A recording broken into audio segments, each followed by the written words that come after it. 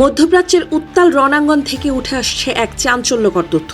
দীর্ঘমেয়াদী এবং অপরিকল্পিত সংঘাতে জড়িয়ে মার্কিন যুক্তরাষ্ট্র এখন এক নজিরবিহীন সামরিক সংকটের মুখে পড়েছে। হোয়াইট হাউসের নীতি ও কৌশলের বড় ধরনের ফাটল আজ বিশ্ববাসীর সামনে উন্মুক্ত হয়ে গেছে। যুদ্ধের ময়দান থেকে পাওয়া খবরে জানা যাচ্ছে, মার্কিন সামরিক বাহিনীর অস্ত্রভাণ্ডার প্রায় শূন্যের কোঠায় এসে ঠেকেছে।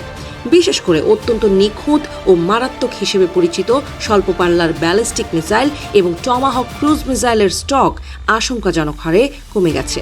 পেন্টাগনের এই চরম খরা পুরো মার্কিন প্রতিরক্ষা ব্যবস্থাকে বড় ধরনের প্রশ্নের মুখে ফেলে দিয়েছে।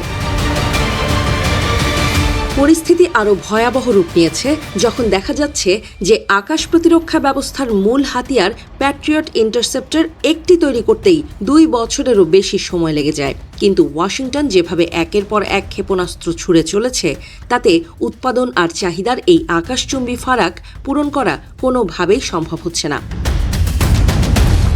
কৌশলগত বিশ্লেষকদের মতে, এই সংকট রাতারাতি তৈরি হয়নি। স্নায়ুযুদ্ধের শেষের দিক থেকে শুরু করে প্রতিরক্ষা বাজেটের ভুল বরাদ্দ এবং দীর্ঘমেয়াদী উৎপাদনের ঘাটতি এর গভীর কারণগুলোর অন্যতম। তবে বর্তমান ট্রাম্প প্রশাসনের অপরিকল্পিত ও অপ্রয়োজনীয় যুদ্ধনীতি এই দীর্ঘমেয়াদী সমস্যাকে এক ভয়ঙ্কর বিস্ফোরণের মুখে ঠেলে দিয়েছে। এদিকে মার্কিন স্টক যখন তলানিতে, তখন ইরানি বাহিনী প্রদর্শন করেছে অভাবনীয় মনোবল ও দৃঢ়তা। তারা যেন তলে তলে এই দীর্ঘ লড়াইয়ের জন্যই প্রস্তুতি নিয়েছিল। ওয়াশিংটনের বিপরীতে তেহরানের একের পর এক ড্রোন এবং ব্যালিস্টিক ক্ষেপণাস্ত্র উৎপাদনের গতিশীলতা মার্কিন সমরবিদদের কপালে গভীর চিন্তার ভাঁজ ফেলে দিয়েছে। ইরানের এই অনমনীয় মনোভাব যুক্তরাষ্ট্রের দর কষাকষির ক্ষমতাকে মারাত্মকভাবে দুর্বল করে দিয়েছে। আন্তর্জাতিক রাজনীতিতে তেহরান এখন বেশ সুবিধাজনক অবস্থানে রয়েছে, কারণ তারা খুব ভালো করেই জানে ওয়াশিংটনের মিত্রদের রক্ষা করার মতো পর্যাপ্ত অস্ত্রাগার এখন আর অবশিষ্ট নেই।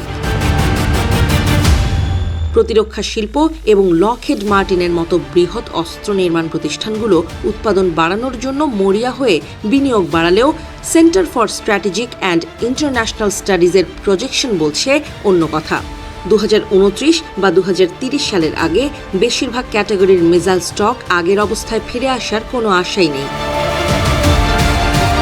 এর ফলে বর্তমান মার্কিন প্রশাসনের রাজনৈতিক ভবিষ্যৎ এক ভীষণ অনিশ্চয়তার বেড়াজালে আটকে গেছে।